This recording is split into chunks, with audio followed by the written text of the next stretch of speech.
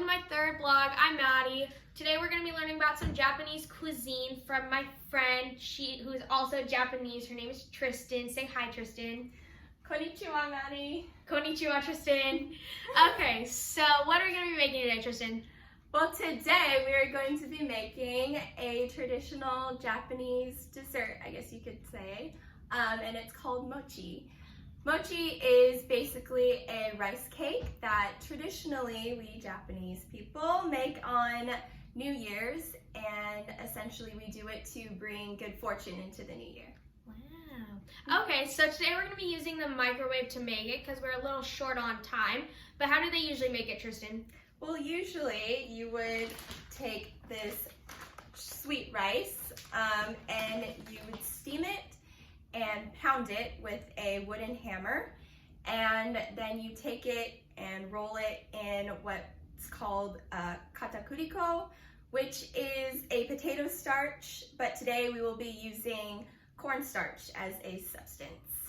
For all of you guys who can't find that stuff in your local Vons. Okay, so I think we should get started, right? Yeah. So what's our first step, Tristyn?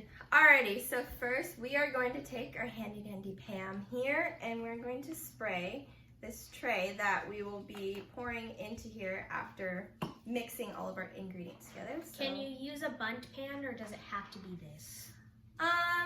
It does look very similar to a bundt pan, but this is a special little Pyrex dish, kind of. Not a Pyrex, but it's like a dish that you can use to make the mochi. So no bundt pan. Don't put a bundt pan in because what's different about a bundt pan in this is that the bottom here can actually come apart right here. Oh. And that's so that when you take this out and the mochi's done, you can just dump it out. Oh, makes sense. Okay. Yeah. Sounds good.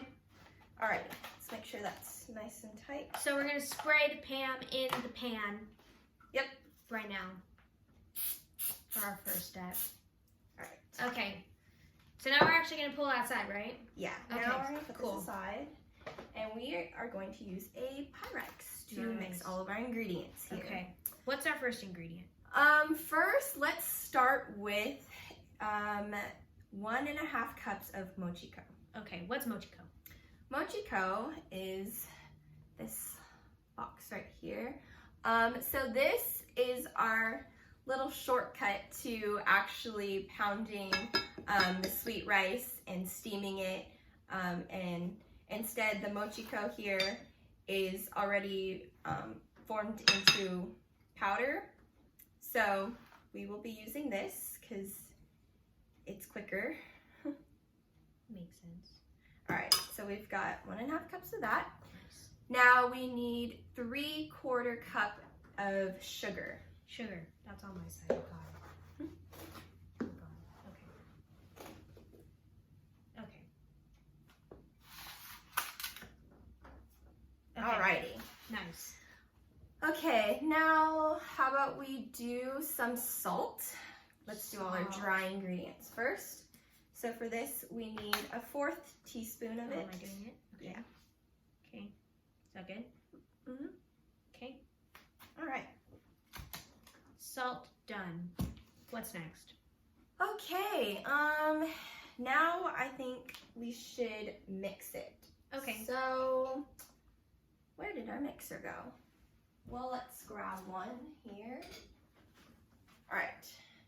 Got a mixer. Would you like to do the honors? Sure. All right, so just mix those dry ingredients together before we start adding the wet ones. Kind of looks like a cake, but like not like before. Yeah. Except the rice, the mochiko. Yeah. I mean, making this is the same thing as like baking. It's is this just, so is this considered baking? Not quite. When you make it like the traditional way, it's not quite baking. Okay. And the way that we're making it now, not really considered baking because we're microwaving it. Oh, okay. So I was wrong, but that's okay. It's more cooking, I guess. Okay, sounds good. All right, so on to the wet ingredients. So we've got 1.5 cups of water. Pour that bad boy right in here. then we've got our teaspoon of vanilla. Oh, that's something that you can add in there, but today we won't be using that. Optional. That is an optional thing. Got it. However, we will be putting in some rice vinegar. Does it have to be rice vinegar? Yes, it does. Okay. You can't just use like Regular vinegar. regular vinegar. Okay, makes sense. All right. This one is It says 1/4 teaspoon. 1/4. All right, so just this little bit. Okay. And then we'll mix, yeah? Yeah, we'll go ahead and Okay. mix it again. Mix. Interesting. Alrighty, while she mixes that, a fun little thing you can do is with mochi you can add color to it.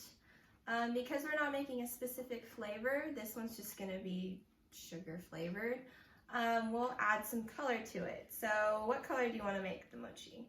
Blue. Alright. Can you make, what are different flavors of mochi you can make? Well, there's several different types of mochi. Okay, so one traditional type of mochi you can make is mochi plus, it's a red bean paste called on, and you basically wrap the mochi, you make little balls of the on paste, and then you wrap the mochi around it and form it in your hands in a circular motion like this. And so that when you bite into it, you get a little bit of the mochi and a little bit of the on paste. Is it supposed to be like consistent? Or is it supposed to have like lumps? Yeah, you want to try to mix it so that there's not a lot of lumps. What's your favorite type of mochi? Ooh, my favorite type of mochi,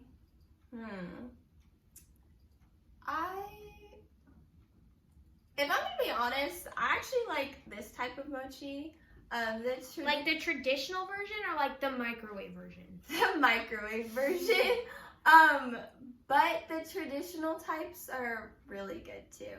The only difference is that majority of the traditional types are more savory, and actual mochi is not as sweet as the one that we're making right now. Definitely doesn't use as much sugar. Can you like put stuff in it, or is it just like a ball? You can put stuff in it.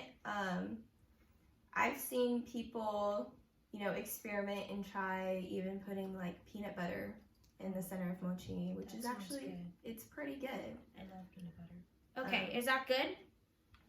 Yeah, I think so. I think Okay. we're ready to add some food coloring. Nice. So, let's start off with like 2 drops. Okay.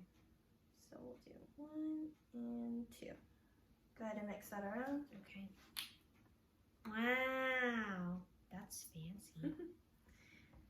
Ugh. Okay, so we're making blue mochi today. Yep. That's exciting. We can call it blueberry mochi. Okay, but like not blueberry flavor. Yeah. But it's fine. We'll just give it a name. Okay, fancy. If anyone can't see, it's nice and blue colored. Okay, I think that's good. All right. What's the next step? So the next step is where we put it in the microwave. Yay! So before we take it to the microwave, we're actually going to put it into our mochi bowl, correct? Yes, we're going to bring this back out. We're just going to pour it right in there. All right. Nice. Whoa, it's like a fluorescent blue. Pretty cool. Just gonna pour it in here. Right now it's going to look like a giant donut, but once we take it out of the microwave, we're basically going to take it and I guess kind of mash it into one big ball and then let it cool. Nice. Because it will be very, very hot. Okay. let's just Get all the remnants. yeah. All right, I think that's good. Perfect. We're gonna take it to the microwave now. We'll take you guys. Okay, so we're gonna bring our mochi mixture over to the microwave now. Put it in. Don't cover it. Close the microwave and put it in for 10 to 12 minutes. What do you suggest, Tristyn? 10, 11, 12? Let's start with 10. Okay, 10 minutes. Start.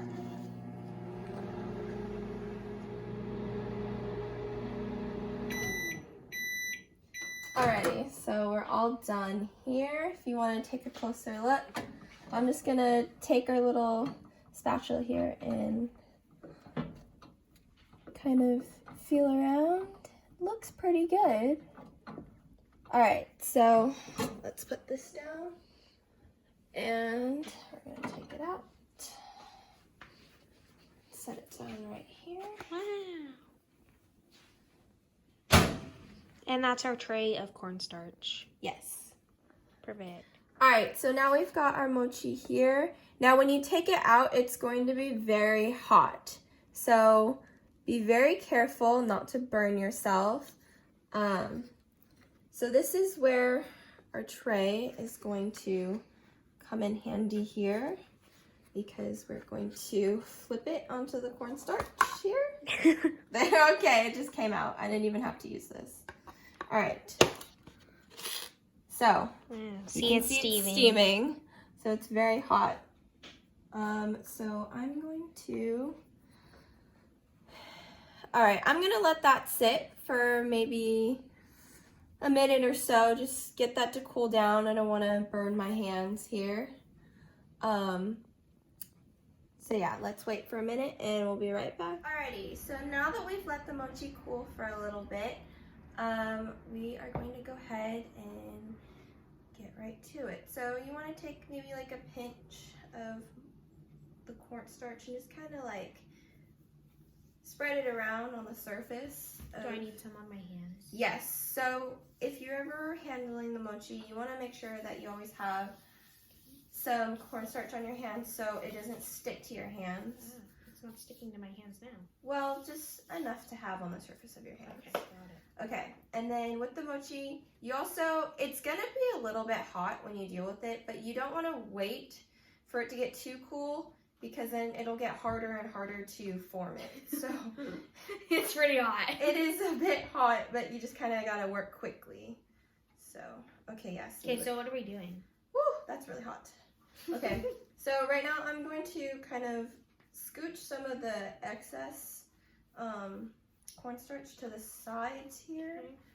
Try to help. You can already see the bottom here. It's a little bit kind of wrinkly and cracked because there's a bit too much cornstarch on it. But that's okay, because we are going to work with it here. So you could take a little knife here. This is a little plastic knife, and just kind of like cut pieces like that. This is a little big, but it's okay. So here, I'm gonna cut one for you. Okay. And then I'll cut one for myself. This is my piece. It looks like it's like 2 inches by 1 inch. Yeah, it's pretty hot. Okay, so now you're going to put it in the palm of your hand and just kind of roll it like this. Okay. And then this will kind of just like form it together in a circle. Like, am I making a ball? Yeah, you're basically just making a ball. And then you can kind of just like, you know, squish it around like this. And then ours are kind of going to be like square shaped just because of the way I cut it. This one's a bit big, so you can even break it in half again and just Is this big? It just depends on your preference. I like making little bite-sized pieces. So, like, okay, well, I guess I'll cut mine in half. this I'll size. tear it in half. Just a little bite-sized piece here. Okay. Now, it's not going to be perfect. like I said, it does get a little bit wrinkly the more cornstarch you have on it. So like this one is pretty wrinkly, obviously, because there's a lot of cornstarch on that one. But that one, That's what mine looks is about done.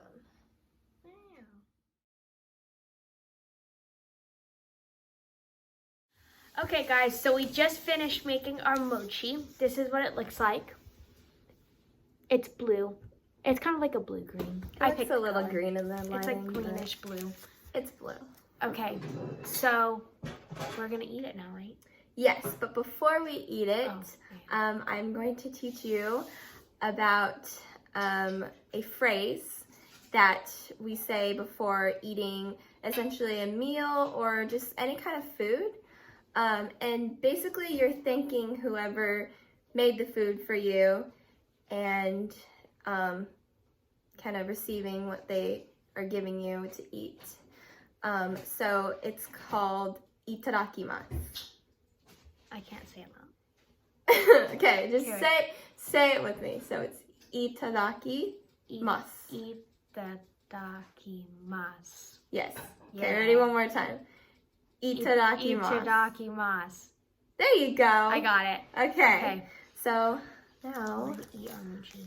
we can eat this. It's cute. It's like a ball.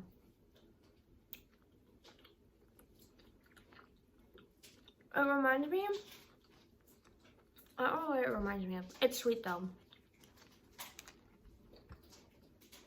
I think Tristyn said she likes it sweeter though. Yeah, I do, but it's still really good. Now, you'll find out if you ever eat mochi, it is very sticky and chewy. So be very careful when you're eating it. You want to make sure that you really chew it well because it's not uncommon for people to choke on this. So yeah, just be very careful when you're eating it. Yay! We made mochi. Woohoo! Okay. Thank you, Tristyn, for teaching me how to make mochi and about Japanese culture. Yeah. Okay. Bye, guys. Bye.